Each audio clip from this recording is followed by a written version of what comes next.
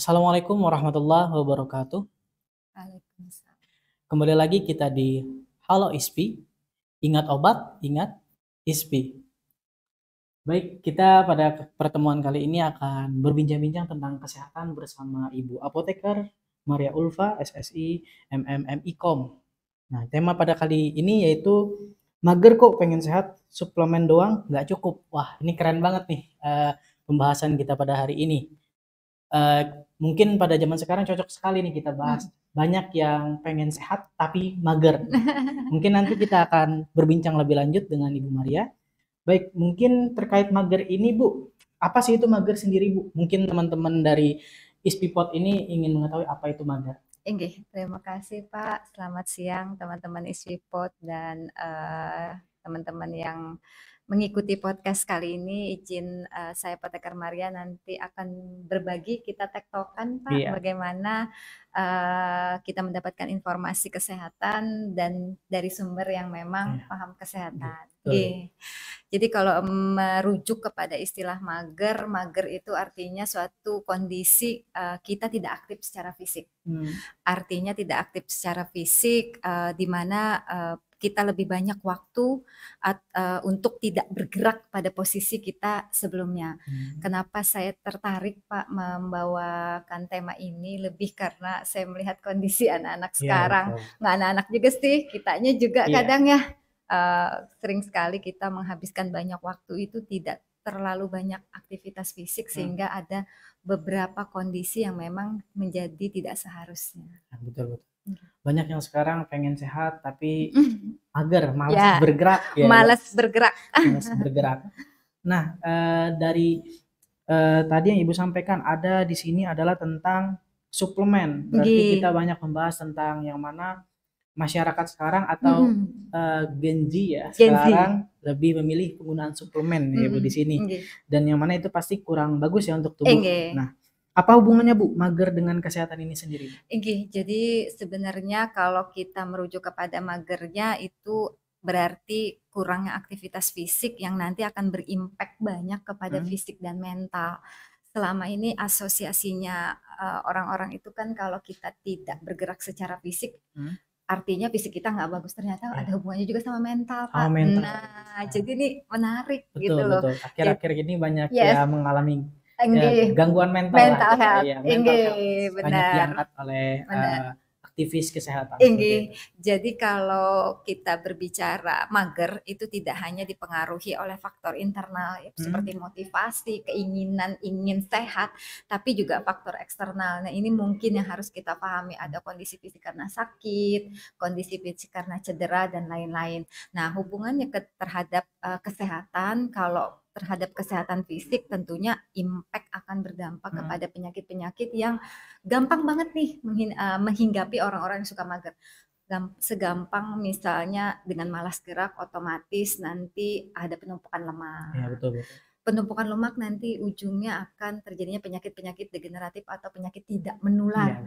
Dulu kita berbicara penyakit menular, TB, kemudian HIV dan lain-lain. Sekarang kita lebih banyak berbicara penyakit tidak menular, di mana persentasenya hampir sama. Nah, sedangkan terhadap kesehatan mental, saya belajar nih Pak, ternyata ketika kita stres, tubuh kita mengeluarkan hormon yang disebut dengan kortisol. Kortisol itu bisa dilawan dengan hormon yang disebut dengan endorfin. Endorfin dihasilkan dari pergerakan. Artinya semakin kita banyak bergerak, endorfin akan semakin banyak rilis. Ketika rilis tentunya dia akan menurunkan kortisol. Hari ini siapa sih yang nggak stres? Kita orang yang bekerja, teman-teman, kemudian mahasiswa semuanya tuh gampang sekali untuk stres. Tapi kadang stresnya kita mengakibatkan kita malas mencari solusi. Setelah itu apa yang terjadi? Tambah mager, tambah malas, mengurung diri, lalu yang disebutlah terjadinya mental health, gangguan kecemasan, anxiety, depresi, dan lain-lain. Jadi ini sebenarnya bisa dibetulkan atau dikoreksi dari hal yang sangat sederhana. Berarti kita mencegah mental health itu nggak perlu ke psikiater dulu pertama ya Bu. Itu mulai nanti dari next diri treatment aja. Kita sendiri mulai dari psikologis, mulai dari jangan mager. Benar sekali. Oke Bu, untuk mengatasinya tadi sudah kita singgung terkait Gen Z ya Bu. Iya. Bagaimana cara mengatasinya Ibu untuk sekarang? Mungkin ya cocok nih untuk di teman-teman ISPI Pod ya. Iya, benar. Jadi saya nih Pak lebih banyak menyoroti kebiasaan kaum muda zaman now. Kaum muda zaman now dimanjakan oleh teknologi, di mana dulu kita kalau misalnya melihat hiburan TV, kemudian TV belum punya remote ya Pak ya, tiba-tiba ada remote, udah mulai malas tuh pindah-pindah channel. Zaman dulu kita harus ke TV dulu pindah ya. Sekarang ada aplikasi yang mana remote-nya ada di HP misalnya. Nah sekarang anak-anak pindah lagi misalnya ke media digital, makin malas lagi tuh. Nah kemudian setelah itu dilengkapi dengan aplikasi-aplikasi yang nanti makanan bisa datang sendiri. Dilengkapi dengan berbagai aplikasi yang sangat memudahkan kita untuk mengakses apapun hanya dalam satu genggaman. Ini menyebabkan pergerakan kita semakin melambat gitu. Berkurang. Sehingga yang dulu Pak, kalau mungkin Bapak pernah mengalami gitu, zaman kita masih kecil, kita masih main di luar. Iya betul. Sekarang yang lain-lain, kelereng dan seterusnya. Mainnya gadget dan di jempol. Betul. Itu membuat pergerakan kita semakin berkurang sangat drastis gitu. Itu yang saya rasakan. Bahkan dengan adanya permainan games aplikasi, itu hampir menyita waktu kita sampai malam. Sehingga yang seharusnya kita bergerak jadi di situ-situ aja setiap hari jadi kebiasaan bertahun-tahun. Jadi kita tidak kaget nih ketika anak usia 20-an Gen Z sekarang udah hipertensi. Udah diabetes, diimbangi dengan makanan yang penuh dengan gula. Ini cukup mengkhawatirkan gitu, di mana kita berbicara tentang kesehatan, tapi kitanya sendiri kok nggak melakukan. Kira-kira menarik juga ya Bu. Tadi sudah membahas tentang bagaimana cara pengatasannya ya Bu. Kita harus tetap bergerak. Kemudian terkait Ibu kan bekerja di puskesmas ya Bu. Kalau akhir-akhir ini Bu, beberapa tahun terakhir, penyakit-penyakit yang sering terjadi ke anak Gen Z gitu, apakah berhubungan dengan mager ini Bu? Jadi saya pernah ketemu satu case di puskesmas, anak usia 16 tahun, tensinya 170/90. Ketika saya kepo nih, karena itu sudah lama Pak kejadiannya, sekitar 6 tahun yang lalu. 6 tahun yang lalu ya, enggak segencar sekarang. Betul. Saya tanya, tar dulu nih baru 16 tahun laki-laki, memang saya lihat agak obes gitu. Saya tanya, saya kepoin, masnya kok tensinya tinggi sekali, apa yang terjadi? Oh iya Bu, saya begadang. Begadang ngapain? Ngerjakan tugas dan main game. Oh oke. Saya masih berpikir itu bisa dikoreksi dengan pengaturan lifestyle gitu. Tapi ternyata diimbangi juga dengan makan makanan yang penuh dengan natrium atau pengawet gitu. Nah ini udah mulai agak berat nih. Terus saya bilang oke, kita kasih obat-obatan. Sebenarnya kalau saya mungkin berpikirnya dikasih obat turun, habis itu kita bisa lepas obat. Harapannya kan seperti itu. Tidak seumur hidup. Tidak seumur hidup, nih baru 16 loh Pak. Itu kemudian dia tidak datang lagi bulan depan, entah karena beliaunya abai, entah juga karena mungkin ngerasa saya baik-baik saja. Tetapi ketika COVID, ini menarik sekali ketika COVID gitu. Ya, 2021-an gitu. Jadi kita turun ke satu sekolah yang dimana wajib untuk melaksanakan vaksinasi COVID di anak SMP umur 13-14 gitu. Dari screening yang kita lakukan terhadap 150 anak, itu ada 10 anak yang tensinya 140/100, 150/100. Tinggi juga, baru 14 rentangnya tertinggi ya Bu. Kita sampai harus periksa 3 kali. Duduk dulu deh, siapa tahu nih habis lari gitu ya. Itu kondisi badannya obesitas? Enggak ya? Normal. Jadi ketika saya menyaksikan, duduk dulu, tensi berubah Bu, dikit aja turunnya. Sampai 3 kali itu, akhirnya saya bilang, oh, nggak bisa nih. Besok gizi harus turun. Kita berbicara tentang isi piringku. Sebelum isi piringku disampaikan melalui sebuah penyuluhan, saya tanya, pola makannya seperti apa sih gitu. Jadi ternyata si anak-anak ini dari 10 ini itu mempunyai kebiasaan makan nyemil itu di jam istirahat pertama, istirahat kedua, itu makan pentol. Minta maaf bagi yang penggemar pentol. Kita tahu di situ ada banyak monosodium glutamat, sodium natrium ya Pak ya. SG lah, micin kalau kita Micin lah ya. nyebutnya. Kemudian istirahat itu juga sama ditambah dengan mie instan. Dan itu dilakukan dari SD setiap hari. Karena itu makanan yang paling kenyang bagi mereka gitu, dan paling mudah diakses, juga paling murah gitu. Di saya sebenarnya itu tidak masalah kalau mereka memang paling dijaraki aja. Tapi tidak ada aktivitas fisiknya Pak. Udah nggak ada lagi main-main bola gitu, udah nggak lagi bertanding antar kelas, tapi bertandingnya lewat media online. Nah ini cukup game. Yes. Jadi yang rasa kok apakah bergenerasi 5-10 tahun ke depan ya Pak ya gitu, kalau anak-anak ini sudah punya penyakit dari dia umur belasan. Kita akan menghadirkan usia-usia produktif yang cukup bermasalah dengan kesehatan akhirnya gitu. Kemudian saya juga pernah menemukan case umur 12 tahun, gula darahnya 500. Dan ketika umur 15 tahun harus pakai insulin setiap hari. Karena diakibatkan oleh pola makan yang instan dan minuman kotakan setiap hari.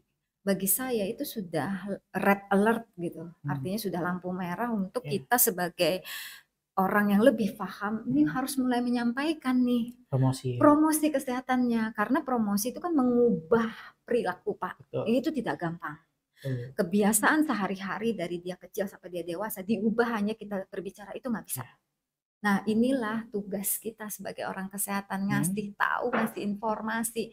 Tapi karena yang dikasih tahu Gen Z, nggak bisa dimarahin Pak, salah kita kalau marahin, nggak bakal didengerin. Caranya saya lebih banyak masuk ke mereka, ngasih tahu. Jadi teman ya. Yes. Jadi mungkin komunikasinya dengan Gen Z akan berbeda. Saya berkomunikasi dengan pasien, akan saya berbeda berkomunikasi dengan orang yang seumuran. Akan berbeda saya berkomunikasi dengan praktisi-praktisi kesehatan, di mana Gen Z lebih banyak mereka mendapatkan akses informasi itu sangat deras. Banyak aplikasinya. Banyak aplikasi. Ya. Menurut saya itu malah kadang over information gitu. Sehingga tugas kita itu adalah bagaimana mengcounter dan menyaring, kemudian memberikan informasi yang tepat kepada anak-anak Gen Z. Nah, mahasiswa-mahasiswa ISFI kan juga banyak yang Gen Z nih Pak. Akhirnya saya kadang di sela-sela kuliah atau bimbingan terus banyak menyelipkan bahwa kesehatanmu tanggung jawabmu. Kamu mungkin makan sekarang, nabrak-nabrak 20, umur 30 memanen hasil gaya hidupnya kamu gitu. Puncaknya 40 biasanya. Kita kan pengen long lastingnya, sehatnya gitu, pengen lama. Kalau kita investasi di sehat, insya Allah kita memetik hasilnya nanti di usia tua. Karena kesehatan itu investasi. Kira-kira gitu Pak. Oke Bu, berarti tadi digitalisasi yang sudah marak ya sekarang, memang mempermudah kita sebagai ya insan kesehatan seperti itu, masyarakat juga, tapi ada efek negatifnya juga. Berarti kita perlu tetap melakukan pemilahan atau filter terkait informasi, kemudian apa saja yang mempermudah kita, tapi tetap harus dengan bergerak, yang mulai dengan olahraga di rumah seperti itu. Ya. Benar sekali, bahkan bergerak itu membuat mood kita menjadi lebih baik. Ya, lepasnya hormon endorfin tadi. Kadang saya bilang sama teman-teman atau Gen Z, suka baperan nggak sih? Suka merasa semua orang memuji saya nggak sih gitu? Coba deh ajak bergerak. Karena dengan bergerak itu kita kadang mengurangi prasangka atau mengurangi rasa tidak nyaman, sensitivitas, sehingga mood kita menjadi lebih baik gitu. Kadang kita baperan, kadang kita gampang tersinggung, itu lebih karena kita juga mood kita nggak oke gitu. Nah, patokan saya adalah ketika Anda mulai bermasalah dengan banyak orang, jangan-jangan di saya nih masalahnya sebenarnya. Bukan orang lain masalahnya. Bukan orang lain gitu. Nah, mungkin itu alangkah lebih baiknya coba dimulai dengan bergerak. Saya punya data nih Pak lah, saya bacain ya. Jadi cerita datanya tuh seperti ini, menarik sekali. Data tentang riset kesehatan dasar tahun 2018 mengatakan bahwa 35% masyarakat Indonesia itu mager, kurang bergerak. Kemudian orang yang kurang aktif itu memiliki resiko 20-30% untuk mengalami kematian. Kematian ya, Kematian lah, bukan sakit lagi. Kematian. WHO mencatat berkurangnya aktivitas fisik itu menjadi penyebab kematian nomor 4 di dunia. Nomor 4 di Mager, dunia, Pak. bukan di Indonesia. Ya, ini kan kadang disepelein ya, Pak. Kita orientasi kepada kanker, CA, kita orientasi terhadap jantung dan lain-lain, ginjal. Tapi kita tidak merujuk kepada core dasarnya. Akarnya ya, Yes, akar bergerak masalahnya, kan gitu. penyebabnya apa. Nggih. Kemudian yang menarik lagi ini menurut data dari penelitian di Universitas Stanford menggunakan data sebuah aplikasi, ternyata menurut Dr. Abdul Majid dari Departemen Gizi FK UNER dan berkolaborasi dengan Universitas Malaya menemukan fakta bahwa sebagian besar remaja sudah memiliki resiko penyakit jantung dan obesitas sejak kini. Nah ini Jantung, sudah obesitas hubungannya nanti ujungnya adalah mother of disease. yes, Diabetes. mother of all illness ya Pak ya. Iya. Nah kemudian di sini dikatakan bahwa angka aktivitas fisik masyarakat Indonesia itu paling rendah dibandingkan negara-negara lain. Itu paling rendah. Kemudian penelitian selanjutnya mengatakan orang di Hong Kong menempati urutan teratas dalam daftar penduduk yang rajin berjalan kaki sebanyak 6.880 langkah per hari. Sementara Indonesia berada di posisi terbawah dari seluruh negara. Hanya 3.513 langkah per hari. Itu catatannya. Ya, yang ketiga yang menarik bagi saya, kenapa orang Indonesia mageran? Karena kita tidak dibiasakan dari kecil untuk semua itu dilakukan dengan jalan kaki. Ya. Contoh, mohon maaf Pak, kalau misalnya kita pergi ke Mart atau kemanapun naik motor. Nah, kemudian juga kita kalau jalan itu ngerasa semua orang memandang kita, padahal kan kagak ya, gitu. Kemudian kita juga mempunyai kebiasaan bahwa kalau bisa nyuruh orang kenapa harus saya gitu. Nah inilah akibatnya menjadi faktor kebiasaan sampai kita dewasa. Dari habit itu tadi ya. Jadi promosi kesehatan untuk kita kepada masyarakat adalah bagaimana mencoba mempengaruhi masyarakat untuk mengubah habit tadi. Gitu. Dan dimulai dari diri kita sendiri sebelum kita melaksanakan sebagai contoh. Benar sekali. Oke. Promosi hanyalah wadah ya Bu. Iya, kemudian benar. nanti harapannya itu bisa melakukan suatu tindakan pencegahan di masyarakat dan diterapkan di masyarakat. Oke Bu, menarik tadi sudah data-data di Indonesia yang Ibu sampaikan. Kemudian kalau mager ini bagaimana hubungannya dengan aktivitas fisik Bu, contohnya olahraga? Aduh gampang banget sih Pak sebenarnya ya. Anak mahasiswa, kita yang bekerja, itu apalagi kita yang berada di ruangan, kemudian kerjanya depan laptop, tentunya membuat kita malas bergerak atau nanti aja. Gampang banget Pak, naik turun tangga. Atau setiap berapa menit kita berpindah posisi. Itu gampang banget gitu. Atau jalan kaki. Misal mau makan siang, udah jalan kaki aja, nggak usah pakai aplikasi gitu. Atau kita perbanyak gerak yang nanti kalau di puskesmas saya itu ada salah satu staf saya bilang, Bu, saya itu sebenarnya mau bisa aja loh naruh bak sampah di samping saya. Tapi saya nggak mau. Loh kenapa?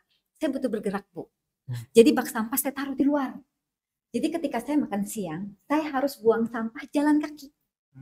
Kemudian balik lagi ke ruangan itu udah berapa langkah tuh. Nah ini juga kebetulan saya bertugas di puskes yang ruangan manajemennya itu ada di lantai 3. Sedangkan kami pelayanan ada di lantai 1 gitu. Jadi ketika saya butuh ke manajemen saya naik ke lantai 3, ketika saya mau pelayanan saya turun ke lantai 1. Jadi dalam sehari itu saya naik tangga tuh bolak-balik.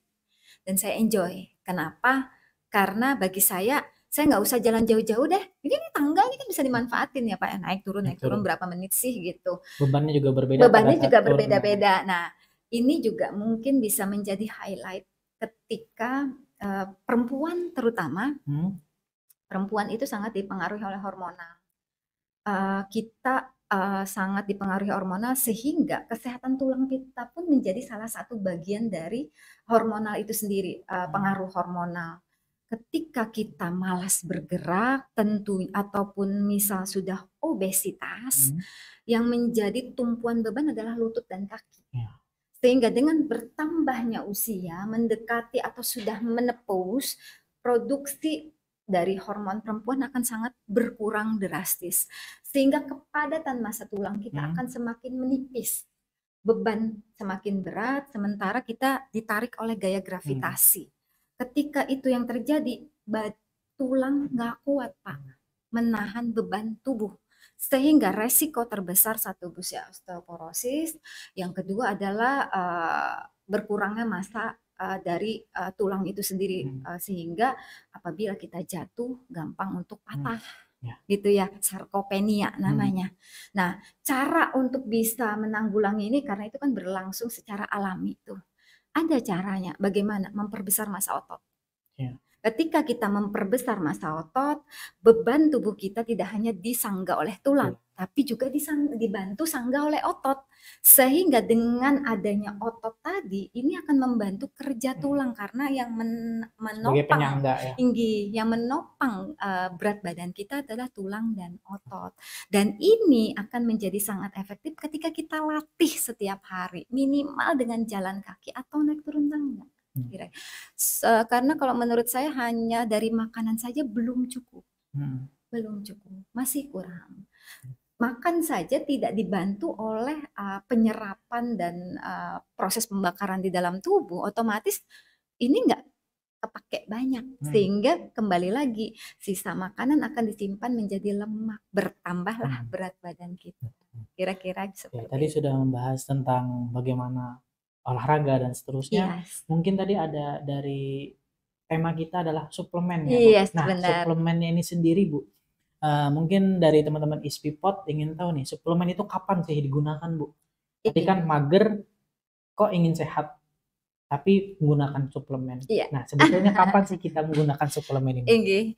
Jadi sebagai orang kesehatan, terutama sebagai orang farmasi, kita harus paham suplemen bukan vitamin.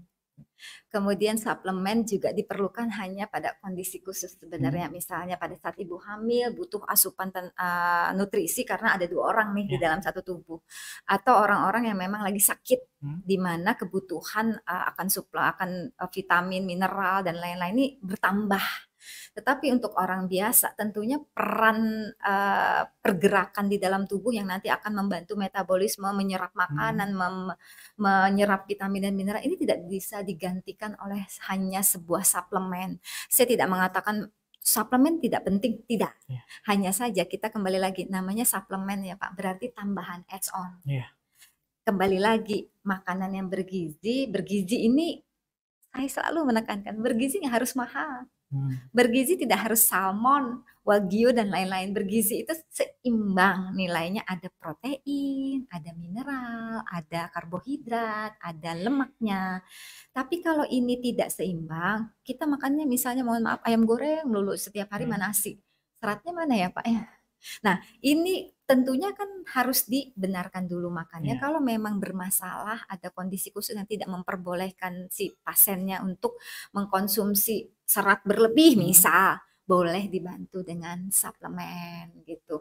Boleh dibantu dengan vitamin, mineral dan lain-lain. Tapi kalau ini sudah masuk dengan posisi yang sesuai, seimbang, dietnya benar, diimbangi dengan olahraga, tentunya menurut saya belum perlu untuk menambahkan suplemen di situ. Jadi suplemen itu menurut saya bukan the only way. Many ways. Nah, kalau yang paling gampang apa? Ya bergeraklah. Bergerak kita kuncinya. Bergerak. Jangan mager. Jangan mager. Tadi misalnya contohnya Bu, orang-orang yang membutuhkan suplemen ini Bu, mungkin saya pernah dengar ini ibu hamil ya Bu. Pasti. Nah, kalau selain itu mungkin Bu, ibu hamil, kemudian ibu menyusui. Saya pernah menjadi narasumber nih Pak di salah satu webinar yang membahas tentang suplemen ibu hamil. Peserta bertanya, Bu Maria, saya ini menyusui. kebetulan ASINya nggak cukup Oh, gitu. Saya akhirnya memberikan ASI kepada bayi saya yang di bawah 6 bulan, saya tambah sufor. Apakah tepat?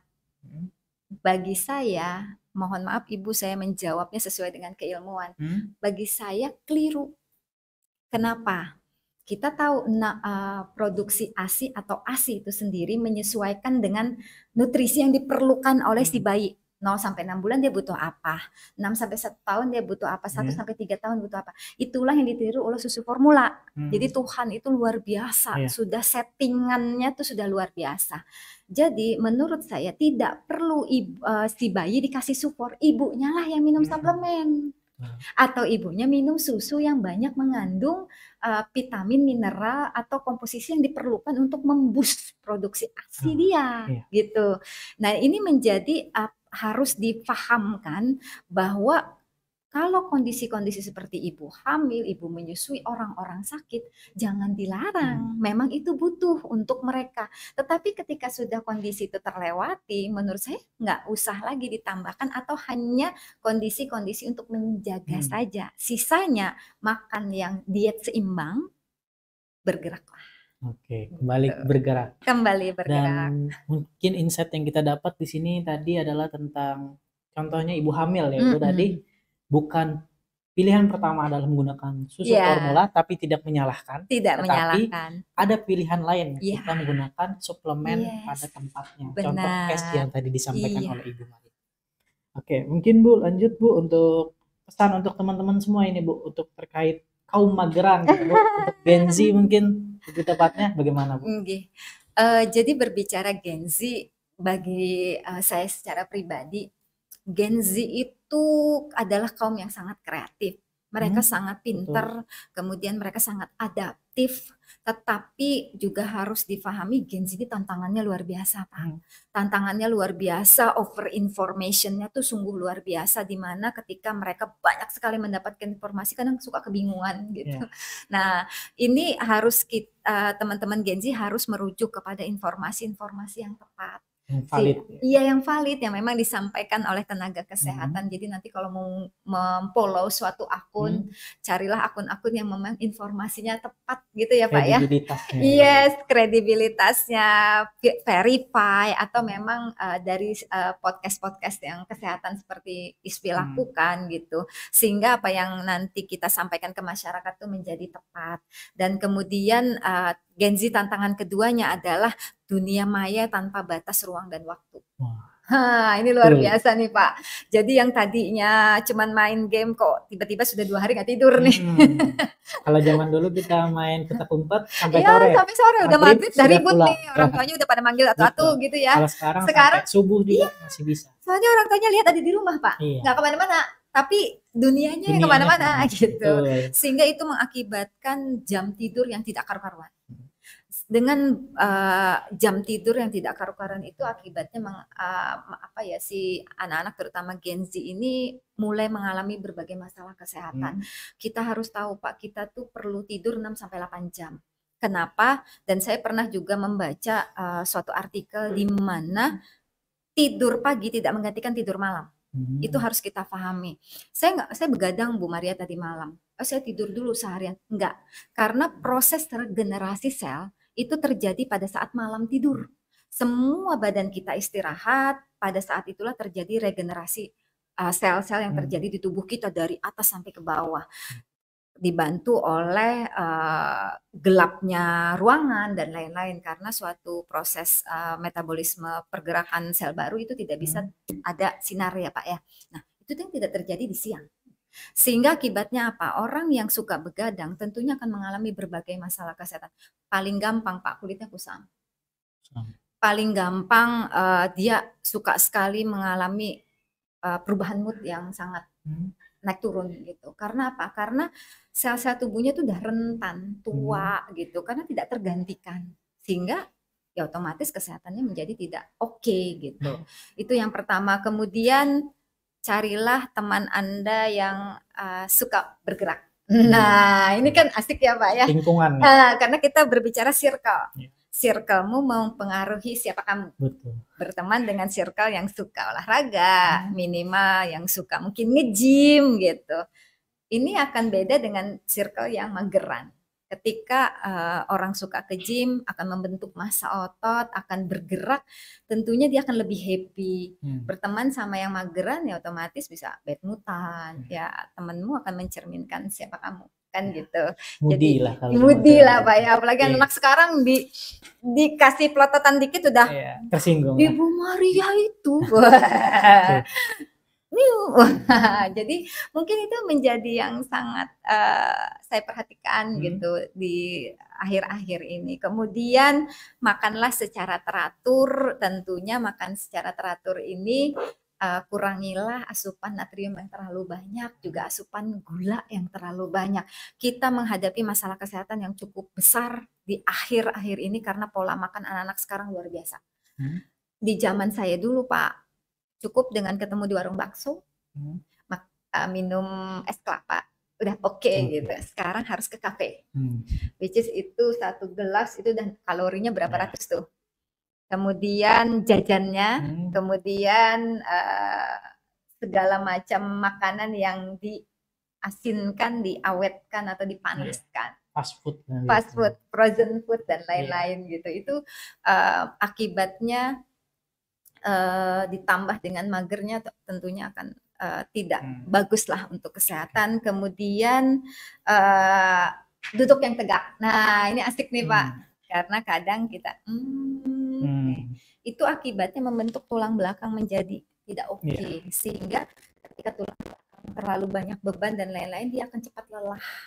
Sehingga kita selalu ketika terlalu lama duduk dengan kondisi yang tidak oke, kita menjadi tidak nyaman. Nah ini tentunya akan berpengaruh terhadap kesehatan tulang kita sendiri. Kemudian saran terakhir dari saya, bergeraklah 30 menit sebenarnya yang disarankan setiap hari. 30 menit nih kalau seneng nge-gym, oke, bagus banget karena gym itu di gym itu kita akan membentuk massa otot yang tentunya akan berpengaruh sangat besar terhadap kesehatan. Atau jalan aja, jalan gitu. Sekarang kan aplikasi di jam smartwatch atau smartphone yang bisa ngitung langkah kita gitu. Kemudian kita bisa tadi naik turun tangga.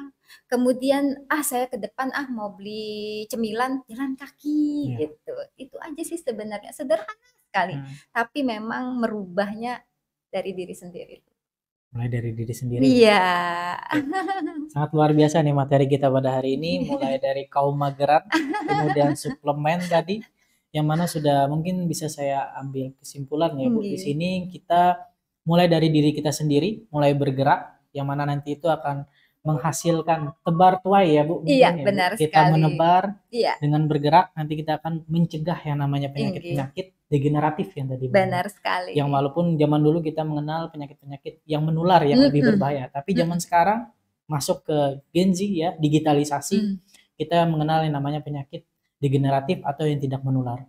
Mungkin itu dari kami dari ISPIPOD pada pertemuan kali ini. Sampai berjumpa di pertemuan selanjutnya. Wassalamualaikum warahmatullahi wabarakatuh.